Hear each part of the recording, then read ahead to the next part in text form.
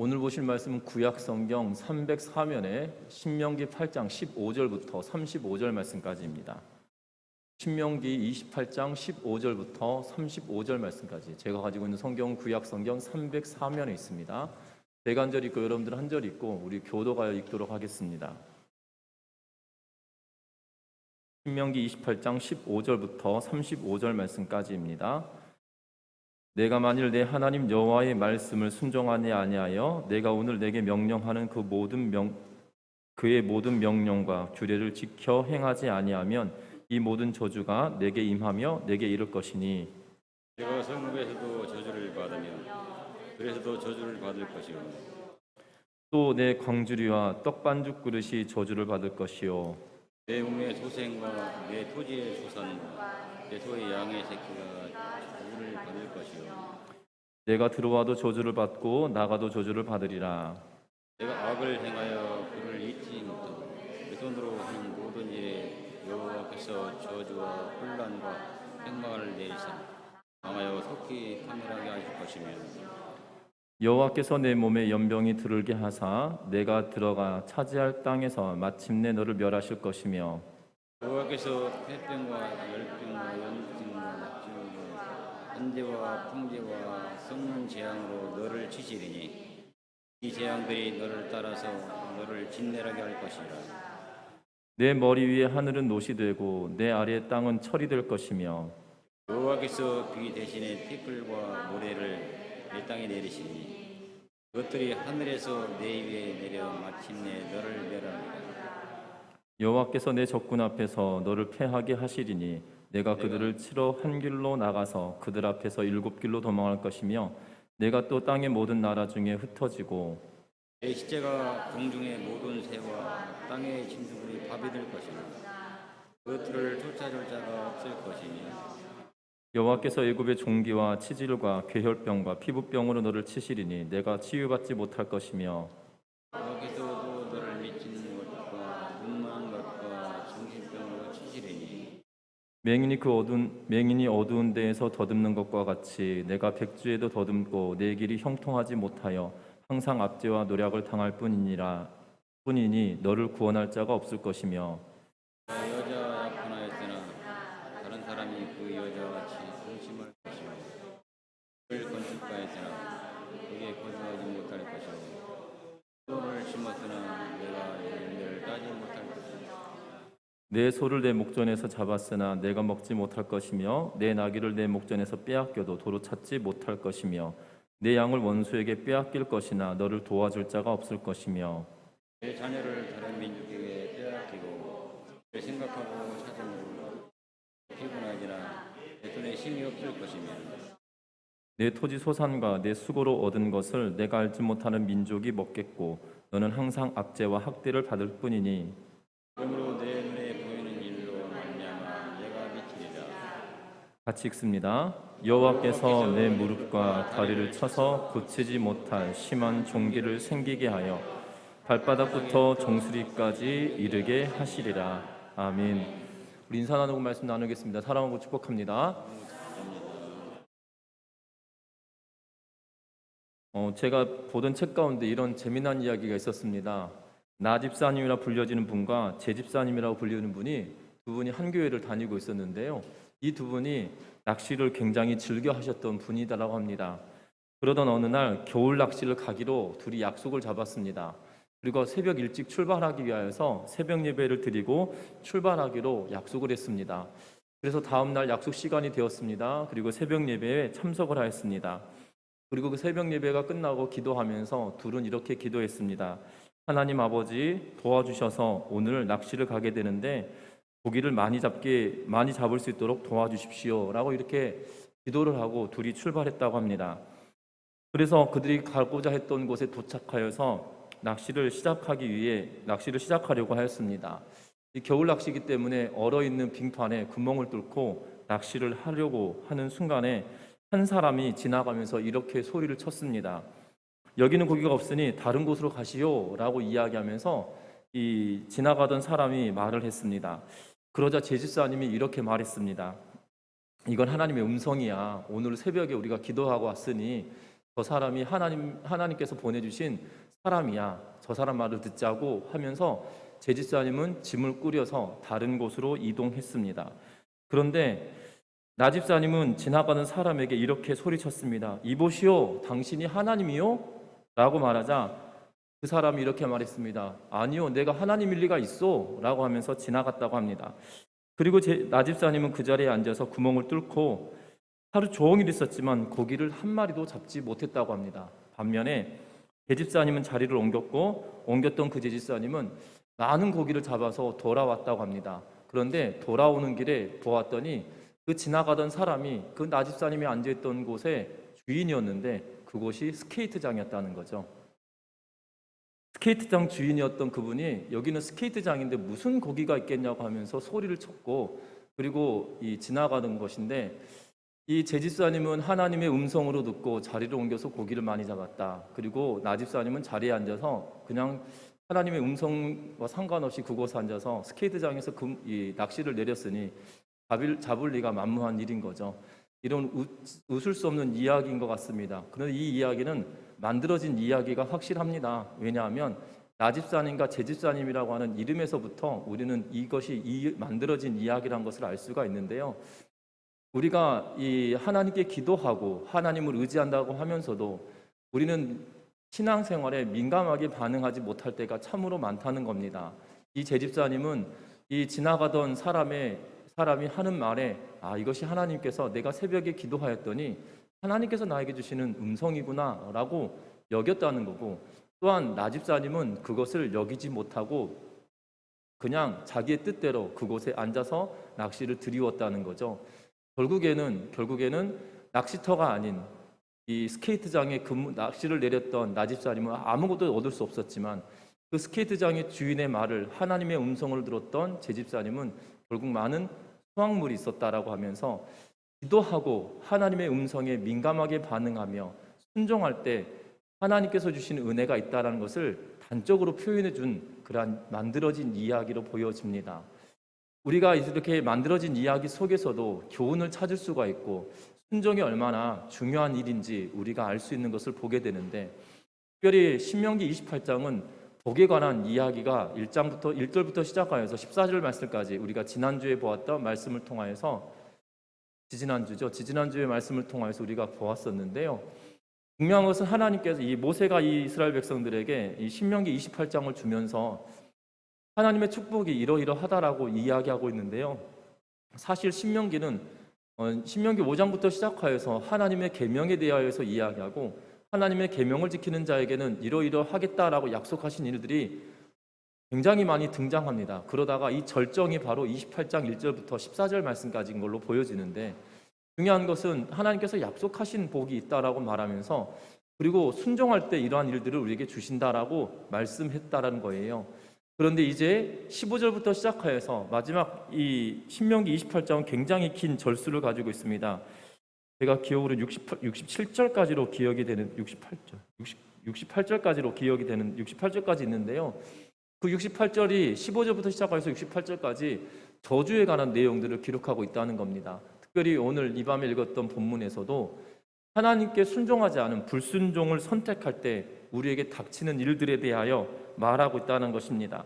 특별히 앞에서는 축복에 대한 선언이 있었을 뿐만 아니라 이제는 저주에 관한 내용들을 말하고 있는 것을 보게 되는데 특별히 15절 하반절 끝에 보면 이렇게 기록합니다. 이 모든 저주가 내게 임하며 내게 이를 것이니 라고 하면서 이 저주가 모든 저주가 내게 임한다라고 말합니다. 이 저주라고 하는 단어는 이 원어에서는 어떤 의미로 기록되어져 있냐면 가벼이 여기다 그리고 낮추다 라는 의미로 표현되어져 있는 단어입니다. 그래서 사실 저주라고 하는 단어는 우리나라 말로 번역할 때 이렇게 사용되어진 건데 히브리 원래 뜻은 가볍게 여기다 낮추다라는 의미입니다. 그래서 부모를 저주하는 자는 죽여야 된다라고 이야기했던 것은 뭐냐면 똑같은 단어를 쓰고 있거든요. 부모를 저주한다라는 표현을 쓸 때 이 단어를 사용합니다. 그래서 부모를 저주한다는 표현은 부모를 가볍게 여기다 부모를 낮춘다라는 의미로 결국 멸시한다는 의미로 사용되어졌고 그렇게 번역했습니다. 멸시하는 자로 번역하여서 그를 죽여야 된다라고 이야기하고 있는데 결국 저주를 받는다라는 의미는 하나님께서 그들을 낮추시고 그들을 가볍게 여기시는 그러한 일들이 되어진다라는 의미로 모든 저주를 받게 된다로 번역했다는 사실이에요. 결국 순종하지 않는 자는 하나님을 가볍게 여기기에 하나님께서도 우리를 가볍게 여기고 우리를 낮추어 버리시는 그러한 일들을 하신다라고 오늘 본문은 이야기합니다. 심지어 뭐라고 이야기합니까? 16절에 보면 성읍에서도 저주를 받는다, 들에서도 저주를 받는다. 또한 17절에 보면 광주리와 떡반죽 그릇이 저주를 받는다라고 말합니다. 더불어 몸의 소생과 토지의 소산과 우양의 새끼가 저주를 받을 것이다라고 이야기하면서 너에게 속한 모든 것이 심지어 밥그릇에 이르기까지 저주를 받는다라고 이야기하고 있는 것을 보게 되는데, 분명한 것은 하나님께서 이스라엘 백성들에게 이 저주를 이야기하고 있는 이유는 계속 5장부터 시작하여서 십계명을 말씀하고 난 뒤로부터 계속적으로 하나님께서 주시는 것은 뭐냐면 하나님의 말씀과 율례와 규례와 명령을 지켜 행하라 라고 말하며 그것을 지키는 자들에게 내가 이러이러하겠다라고 하셨던 약속들을 주셨다는 거예요. 그리고 28장에 들어와서 그것을 확정 지으시며 하나님께서 이런 복을 너희에게 주겠다라고 약속해 주고 있다는 것입니다. 결국 하나님은 모세를 통하여 이스라엘 백성들이 주고자 원하시는 것은 무엇이었냐면 저주를 하겠다라고 말하고 있는 것이 아니라 순종하면 내가 복의 복을 주겠다라고 말씀하고 있다는 것입니다. 그런데 이스라엘 백성들이 가나안 땅에 들어가서 순종하지 아니하고 불순종을 선택할 때 그들에게 어떠한 어려움이 등장하게 되어지는지 오늘 본문을 통해서 다시금 살펴보게 될 텐데요. 오늘 본문은 세 가지로 이렇게 나누어서 이야기할 수 있을 것 같습니다. 첫 번째는 20절부터 시작해서 24절 말씀까지는 재앙과 흉년에 관한 이야기로 말씀하고 있고요. 그리고 25절부터 시작해서 29절의 말씀은 전쟁과 패배와 질병과 공포에 관한 내용들을 기록하고 있는 걸 보게 됩니다. 그리고 30절부터 35절에 이르러서는 약탈과 압제당함에 대하여 이야기하고 있는 것을 보게 되어지는데, 먼저 우리가 볼 것은 불순종에 따르는 저주로 재앙과 흉년에 관한 내용들을 오늘 보게 됩니다. 특별히 20절 말씀 우리 같이 한번 읽어보겠습니다. 20절 말씀입니다. 내가 악을 행하여 그를 잊음으로 내 손으로 하는 모든 일에 여호와께서 저주와 혼란과 책망을 내리사 망하며 속히 파멸하게 하실 것이며.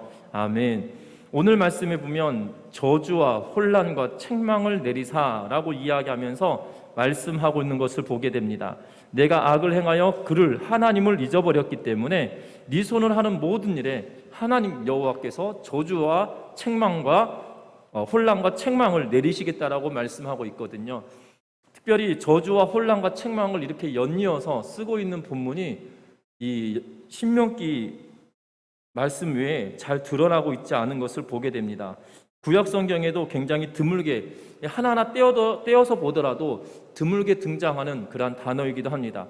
이 저주라고 하는 단어는 이 본문에서 28장에서 많이 기록되어 있지만 구약 성경의 전체로 따져보면 생각보다 많이 등장하는 단어는 아니라는 거죠.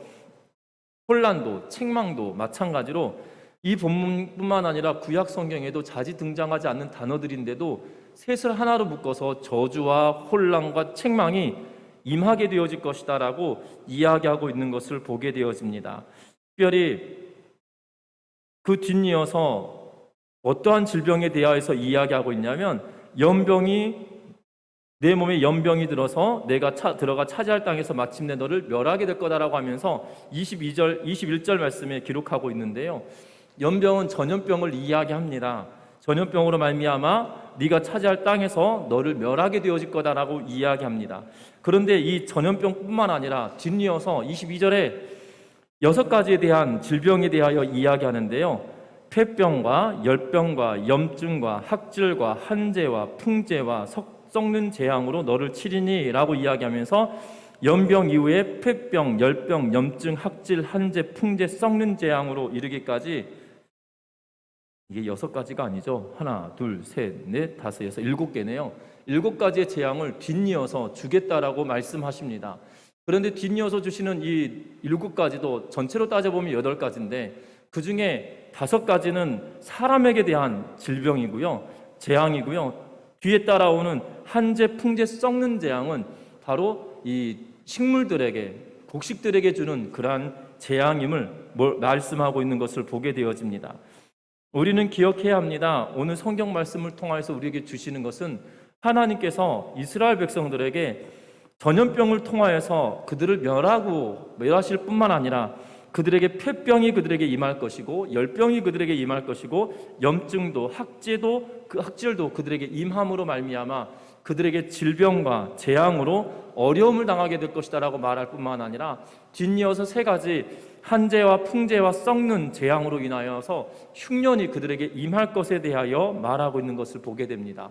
그런데 오늘 이 흉년과 재앙에 대하여 얼마나 무지막지한지 비유적으로 뭐로 이야기하고 있냐면 23절 말씀 같이 한번 읽어보겠습니다. 23절입니다. 내 머리 위에 하늘은 노시 되고 내 아래의 땅은 철이 될 것이며. 아멘. 그들이 당하는 고통과 어려움이 얼마나 심한지 하늘은 노시 되고 땅은 철이 될 것이다 라고 이야기하고 있는 것을 보게 됩니다. 여러분들, 이 콘크리트에서도 식물은 자라는 것을 보게 됩니다. 조그만 틈만 있고 조그만 이 부드러운 흙만 있어도 콘크리트 사이에서도 식물들이 자라는 것을 우리는 쉽게 볼 수 있거든요. 교회 옥상만 가보더라도 그 틈 사이에 여러분들 이 벽 사이에도 보면 식물들이 이렇게 자라고 있는 것을 보게 되어집니다. 이 생명력이라고 하는 것이 참으로 무지막지한 것 같습니다. 그런데 양철 지붕 위에서 식물이 자라는 걸 본 적 있으신가요? 양철 지붕 위에서 식물이 자라는 걸 본 적 있으십니까? 예, 그 양철 지붕 위에서 식물이 자라는 것을 보신 적이 있다라면 기적을 체험하신 분들이실 겁니다. 아마 양철 지붕의 한쪽에 이렇게 흙이 쌓여서 그곳에 자라고 있겠지만 그런 모양의 양철에 뿌리를 받고 있는 식물은 그렇게 있지 않다는 거죠. 있을 수 없는 일이라는 겁니다. 지금 가나안 땅에 들어가서 하나님께서 그들에게 한재와 풍재와 썩는 재앙을 그들에게 주시는데 땅을 뭘로 표현하고 있어요? 땅이 철이 될 것이다 라고 이야기하고 그 어떠한 것도 얻을 수 없을 것에 대하여 말씀해 주고 있는 것을 보게 됩니다. 뿐만 아닙니다. 하늘은 노시 된다라고 이야기합니다. 노은 결국 닫혀져 버린 비 한 방울 내리지 않는 그러한 곳이라는 거예요. 여러분들 기억하셔야 될 것은 가나안 땅은 앞에서도 계속 말씀드리지만 가나안 땅은 물이 풍부한 곳이 아닙니다. 그럼에도 불구하고 자동 공급 장치인 것처럼 여겨지는 하나님의 은혜와 섭리로 그 땅은 풍요로워지는 땅이지 인간의 노력으로 어떻게 해서든지 인간의 노력으로 얻을 수 있는 풍요로운 땅이 아니라는 거예요. 인간의 힘으로 얻을 수 있는 곳이다라면 오히려 나일강 유역이 더 이 비옥한 땅이고 풍요로운 땅일 것입니다. 그런데 인간의 노력에 의한 것이 아니라 하나님의 전적인 도우심에 의하여서 자동 공급 장치와 같은 역할을 할 수 있는 것은 말씀에 대한 순종과 하나님을 의지하고 섬기는 그러한 일들로 인하여 되어진다는 것이지요. 그런데 불순종함으로 말미암아 하늘의 공급 장치가 완전히 문을 닫아버리고 비 한 방울 내리지 않는 그 물 어떠한 것도 주지 않는 노새와 같은 곳이 되어져 버린다라고 이야기하면서 비유적으로 말하고 있다는 것입니다. 하늘의 문을 닫아 걸고 더 이상 그 어떠한 것도 주시지 않은 것처럼 표현하며 모세는 이스라엘 백성들에게 하늘은 노시 되었다 그리고 땅은 철이 될 것이다 라고 이야기하며 그렇게 어려움이 당하게 되어질 것에 대하여 말하면서 불순종의 결과가 이렇다라고 말하고 있는 것을 보게 됩니다.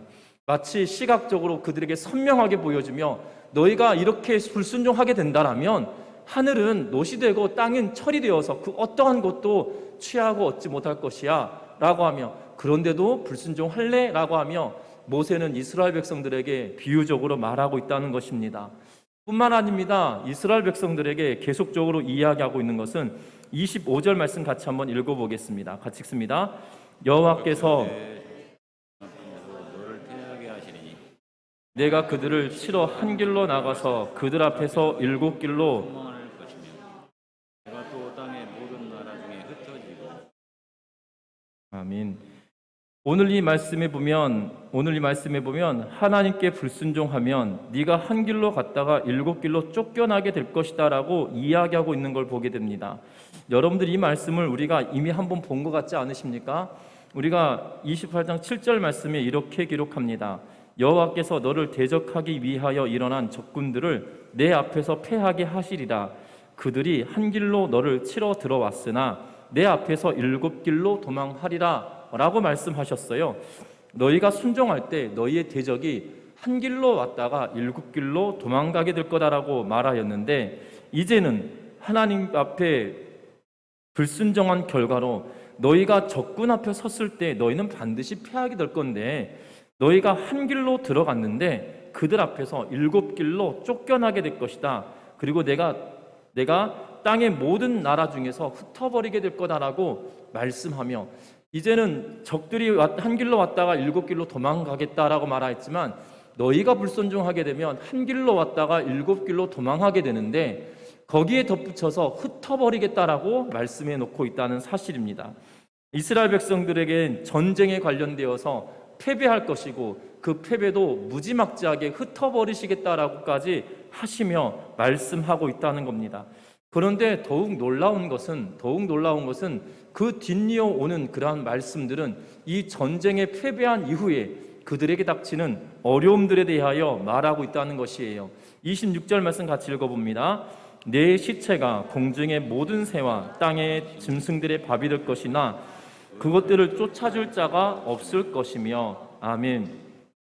오늘 이 성경의 말씀에 보면 전쟁에서 패하게 됩니다. 패하게 되었는데 그 시체에 관한 이야기를 쓰고 있습니다.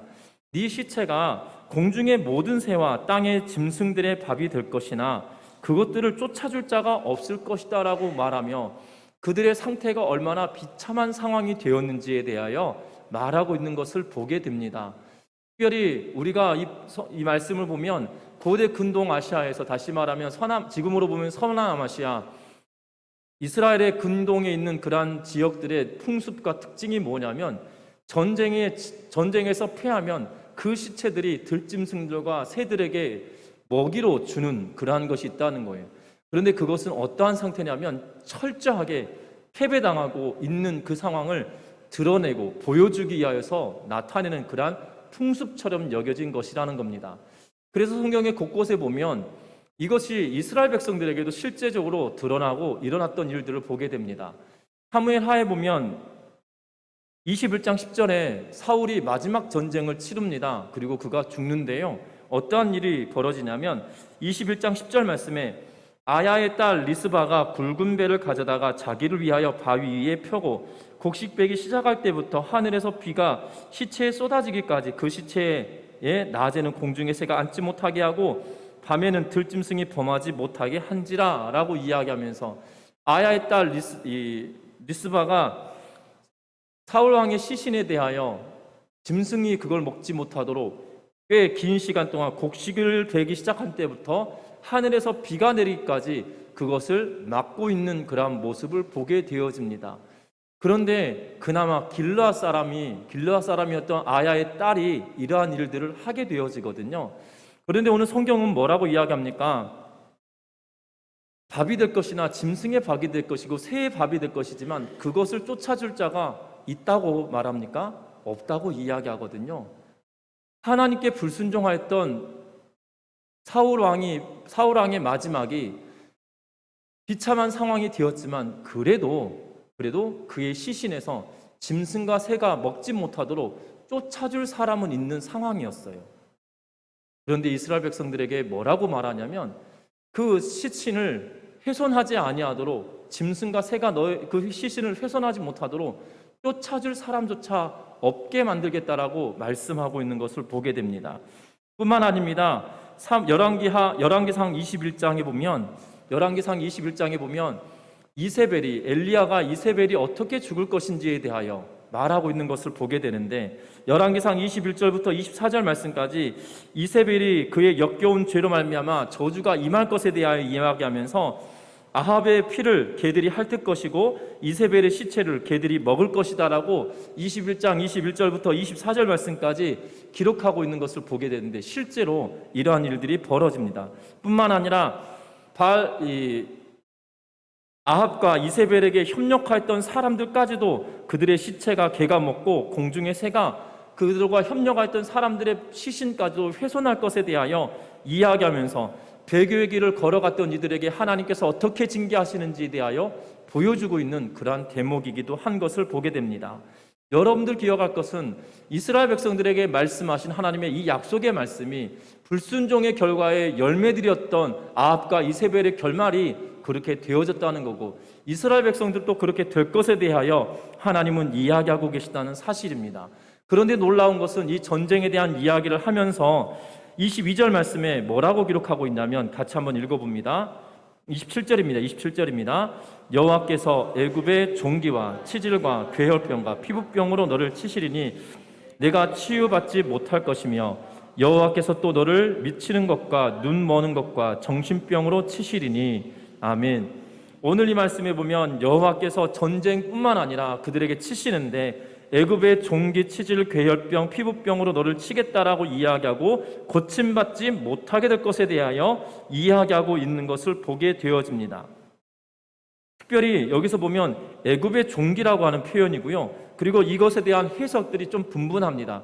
왜냐하면 애굽의 종기, 애굽의 치질, 애굽의 괴혈병, 애굽의 피부병, 이렇게 번역이 가능하다라고 생각하는 분들도 계시고, 아니면 애굽의 종기만 딱 따로 떼서 요것만 이 애굽의 종기다라고 번역할 수 있다라고 말하는 분들이 있어서 이 번역상에 약간의 의견이 분분하긴 하나, 중요한 것은 종기, 치질, 괴혈병, 피부병이 각각 하나님께서 이스라엘 백성들을 애굽에서부터 구원해 내시기 전에, 이스라엘 백성들을 구원해 내시기 전에 애굽 땅에 내렸던 일들 가운데 한 가지들이었다는 거예요.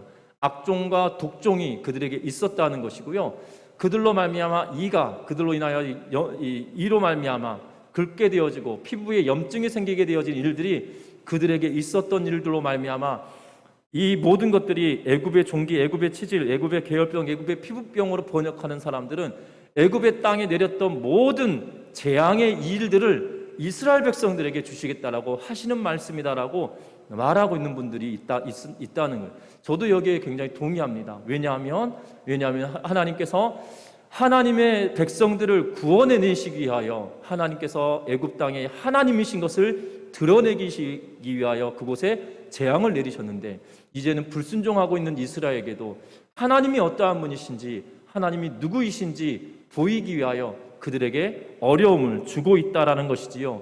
그런데 뿐만 아니라 그들의 육체만 고통당하는 것이 아니라 이제는 28절에 보니까 그들이 미치는 것과 눈먼 것과 정신병으로 고통당하게 될 것에 대하여 말씀해 주고 있는 것을 보게 되어집니다. 여러분들, 이 전쟁 이후에 그들에게 어려움이 당하는 것이 계속적으로 오는데 그 어려움이 얼마나 극심하였는지 그들의 정신적으로도 어려움을 당하도록 두시겠다라고 말하고 있다는 사실입니다. 여러분들, 과거에는 이 대한민국 땅에 이렇게 이 정신적으로 어려움이 있는 분들이 생각처럼 많지 않았던 것 같습니다.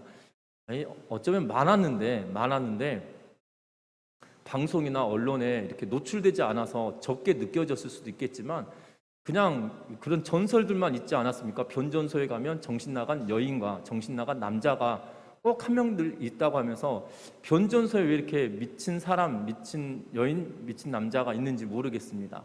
아마 그것은 만들어낸 이야기가 아니겠나 싶은 생각이 드는데, 변전소에 가면 이 감전의 위험이 있으니까 거기 미친 사람이 있더라, 그래서 가면 이 어려움을 당하니까 가지 말라라고 하면서 만들어낸 소문 같다는 생각이 드는데, 아마 전주 이 송천동에도 예전에 변전소가 있지 않았습니까? 없었나요? 그럼 변전소 자리가 있다고 이렇게 크게 이렇게 현수막 걸려 있던데 그거 옮겨가고 뭐가 생겼다 이렇게 표현하던데, 여기 변전소에도 그런 전설이 있지 않았습니까? 여기는 없었나요?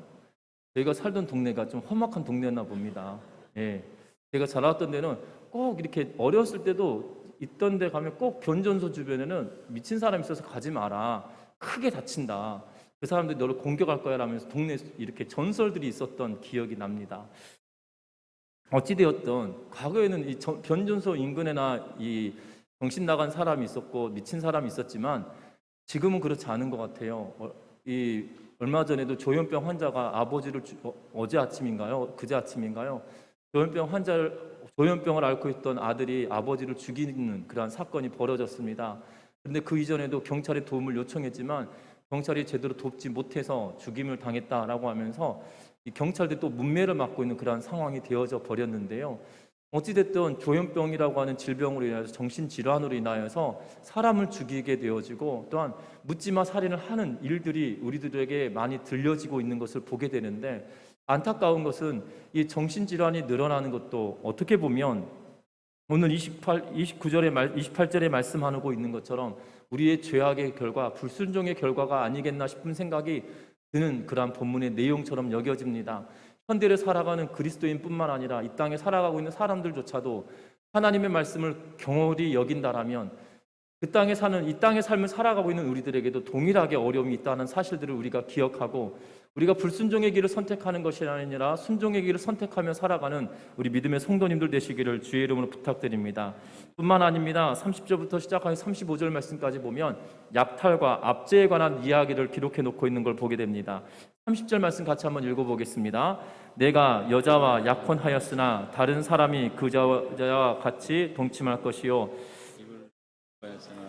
거기에 거주하지 못할 것이요 포도원을 심었으나 내가 그 열매를 따지 못할 것이며. 아멘. 이 30절의 말씀은 이 세 가지 부류의 사람이 등장합니다. 약혼한 사람, 다시 말하면 결혼을 앞둔 사람, 그리고 집을 건축하였던 사람, 그리고 포도원을 꾸민 사람.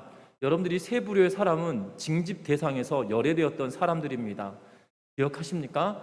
징집 대상자 중에서 이 사람들은 빼라 라고 말하였어요. 그래서 혹시 전쟁에 결혼하고 1년이 되지 않았는데 전쟁에 나갔다 돌아오면 이 생과부가 되어지는 그러한 일들로 인하여서 여인을 위하여서 남편을 군대 징집하지 못하게 하였고, 집을 지은 자와 포도원을 꾸민 자도 징집 대상에서 빼놓았던 것을 보게 됩니다. 그런데 하나님께서 불순종하는 이들에게 압제와 또한 약탈의 시작은 어디서부터 시작됐냐면 하나님께서 긍휼을 베푸시고 배려하고 그들을 어여삐 여기셨던 대상자들로부터 시작된다는 거예요. 무섭지 않습니까? 하나님이 이들은 적어도 보호해 주어야 돼 라고 하셨던 하나님이 군대의 병력을 징집 대상임에도 불구하고 이러이러한 조건에 있는 사람들은 징집 대상에서 빼야 된다라고 말씀하셨던 그들이 바로 시작이라는 거예요. 30절은 압제와 이 약탈의 시작점으로 보여지는데, 그 시작이 바로 결혼한 여자와 약혼하였으나 다른 사람이 그 여자와 동침할 것이고, 집을 건축했지만 거기에 다른 사람이 거주하게 될 거고, 포도원에 열매를 심었지만 그 열매를 먹지 못하게 되는 상황이 일어나게 된다라고 이야기하면서 하나님의 섬세하신 섭리하심이, 섬세한 배려가 이제는 그들이 되돌아와서 섬세한 배려가 아니라 섬세하게 배려했던 그들을 뒤엎어버리는 그러한 상황으로 내몰려지게 된다는 겁니다. 뿐만 아닙니다. 내 소를 내 목전에서 잡았지만 네가 그것을 먹지 못할 거다라고 이야기하고, 나귀를 내 목전에서 빼앗겼지만 도로 찾을 수 없게 될 거다라고 말하고, 양을 원수에게 빼앗겼지만 너를 도와줄 리가 그 누구에게도 있지 않다라고 말합니다. 그리고 32절에 뭐라고 이야기합니까? 내 자녀를 다른 민족에게 빼앗기고 종일 생각하고 찾음으로 눈이 피곤하여지나 네 손에 힘이 없을 거다라고 이야기하며, 그래서 33절에 이것을 통틀어서 너는 항상 압제와 학대를 받을 뿐이니 라고 이야기하면서 강조되어지는 단어가 항상이라는 단어예요. 너는 항상 압제와 학대를 받을 것이다 라고 말하고 있다는 사실입니다. 무섭습니다. 불순종의 결과가 항상 너희에게 이것이 그치지 않겠다라고 하는 압제와 학대가 너희의 뒤를 이어서 끊임없이 올 것이다 라고 말하고 있다는 사실이에요. 저와 여러분들 기억하셨으면 합니다. 우리는 불순종을 선택할 때도 있습니다. 그런데 불순종의 결과가 우리들에게 얼마나 무서운지 이스라엘 백성들에게 모세에게 주는 이 말씀을 통해서만이라도 우리는 알 수 있다는 것입니다. 그런데 분명한 것은 이렇게 끊임없이 하나님께서 이스라엘 백성들에게 모세를 통하여 너희가 가나안 땅에 들어가서 불순종하게 된다라면 이런 일들이 일어날 거다라고 수많은 가지 이야기를 하셨음에도 불구하고 그들은 불순종의 길을 선택하며 가게 되는 것을 역사적으로 통하여서 이 나머지 뒤에 오는 여호수아 이후의 사사기를 통하여서부터 그들의 역사를 시작하면서부터 하나님을 떠나는 그러한 모습을 보게 되어지는데, 저와 여러분들도 마찬가지입니다. 저와 여러분들의 삶이 하나님의 말씀과 율례와 규례와 계명을 지키고 순종하는 자리에 서 있는지, 아니면 불순종의 자리에 우리가 서 있는지 우리의 자신을 돌이켜보는 은혜가 있으시기를 주의 이름으로 부탁합니다. 그런데 중요한 것은 우리가 왜 이렇게 불순종의 자리에 서게 되냐는 거예요. 순종의 자리에 서지 않고 왜 불순종의 자리에 서 있게 되냐는 거예요. 그것은 다른 것이 아니라, 우리가 순종한다는 것은 무엇으로 여겨지냐면 우리가 믿는 것으로부터 시작된다는 거예요. 위클리프라고 하는 성경 번역 선교회라고 하는 곳이 있습니다. 이 위클리프라고 하는 성경 번역 선교회는 언어가 없는 지역에 들어가서 그들에게 언어의 글자를 주고, 그리고 그 언어들을 수집하여서 그들의 언어로 성경을 번역하는 그러한 선교회입니다. 이것이 짧지 않은 시간 동안 이루어진 일들이기에 선교사님들이 그곳에 가서 언어를 취합하고 언어를 모으고, 그리고 언어들을 정리를 하여서 그곳에서 이 성경을 번역하여서 읽는 작업, 읽을 수 있게 하는 작업까지 이루어져야 되기 때문에 굉장히 긴 시간을 두고 투자되어지는, 그리고 헌신되어지는 선교 사역이 이 성경 번역하는 선교이거든요. 그런데 그 선교사님들의 일대기를 읽다 보면 재미난 일들이 있습니다.